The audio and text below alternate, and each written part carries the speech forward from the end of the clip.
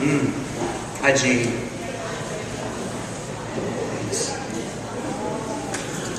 Well, I love you guys, you know. Fighting hunger one person at a time. Did I see a sign that says that? That's really what it's about. Thank you.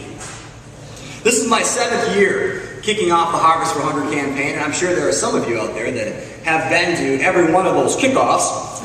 And could we have imagined in the creaky basement of the Grant Street facility that we'd be here one day in this beautiful state-of-the-art facility in 2010, and that the Harvest for Hunger campaign would have gone over $600,000 last year.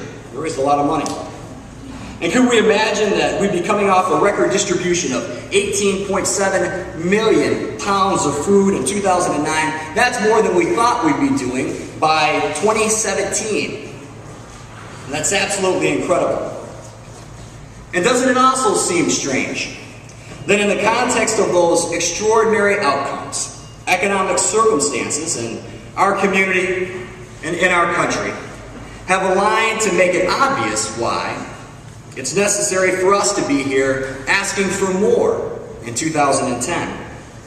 I mean, it isn't a hard sell for any of us to believe that the emergency food network remains under extreme pressure, that more and more people are visiting food pantries, many of which are coming for the very first time. And I read earlier this week in the New York Times that 6.3 million Americans have been unemployed for 6 months or longer, and that's the largest number since 1948.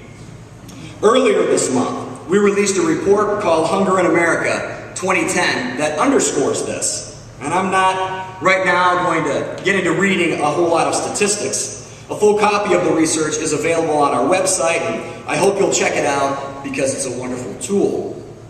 But personally, I'm getting worn out on statistics.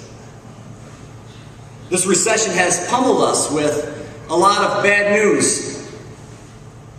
And how do you say that this food bank provides food to more than 40,000 different people every single week and do any real justice to the individual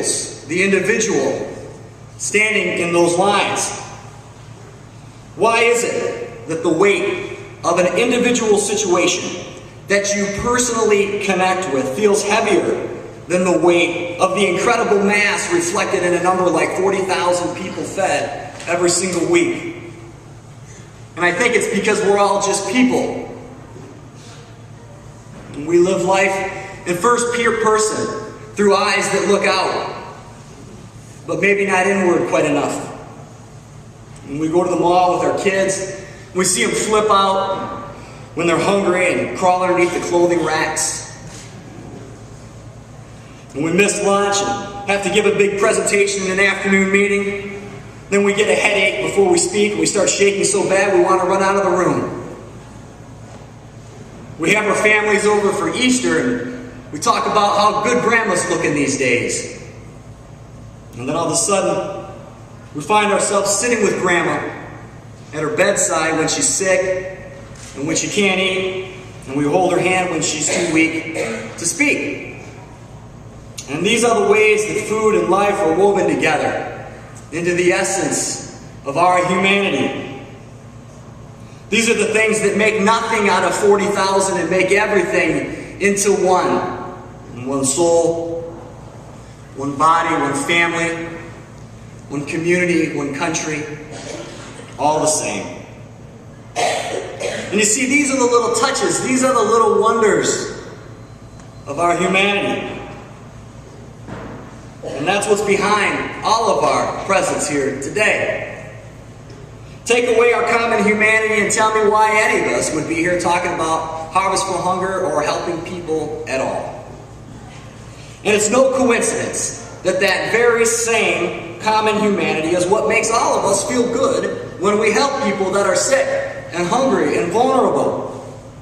You cannot help people when they're in need and not feel better about yourself, no matter how big of a Grinch you may be. Harvest for Hunger is how we're asking you to help today. It's our biggest annual campaign. It's what made it possible for the food bank to distribute over 9 million pounds of food at absolutely no cost to over 400 charities across 8 counties last year. Our trucks visit dozens of grocery stores and bring back over 10,000 pounds of food every day, and we give it away out on the dock because of Harvest for Hunger. An army of volunteers comes in. It sorts down the food drive donations that we receive right in this room next to us. It's a very labor-intensive job, and they focus on food safety and high standards, and it's serious business. And just like all the other food that we receive during Harvest for Hunger, that food that's sorted by those volunteers goes out at absolutely no cost to charities that help people in need. This is your food bank. From the United Methodist Church in Brunswick to the Center of Hope in Ravenna, to the Greater Dover New Philadelphia Pantry, to the Boys and Girls Club of Orville, and all points in between. This is your food bank. And this is your campaign. We sink or we swim together on this one. Harvest for Hunger is a make or break effort for the Akron-Canton Regional Food Bank, and we've set an ambitious goal to raise over $700,000 this year. And some folks might think it unwise to be raising the bar during tough economic times. And I guess I believe that it would be unwise to not press for more when more and more people need it. So we're asking you to go back to your organization and your business and your church and your family and ask others to become motivated to join us to feed people and fight hunger. Scan a donation when you're at the grocery store for Harvest for Hunger. And make sure you do it so the person behind you can see it, you know. Hopefully, inspire them to give. And we'll be talking more about ways that you can be involved in Harvest for Hunger as our program progresses. If you need help, we hope that you'll call us. We've got resources and people available. You can visit our website. And we'll do everything that we can to equip you with the means to have a successful campaign.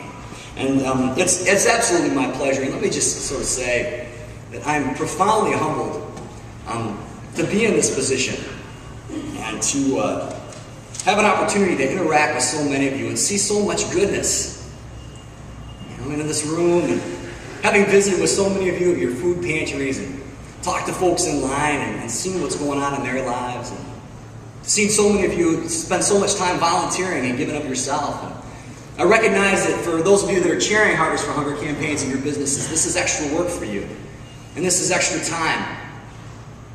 But is there a higher and better purpose for our time than to give it away to help people? I'd say that there is not.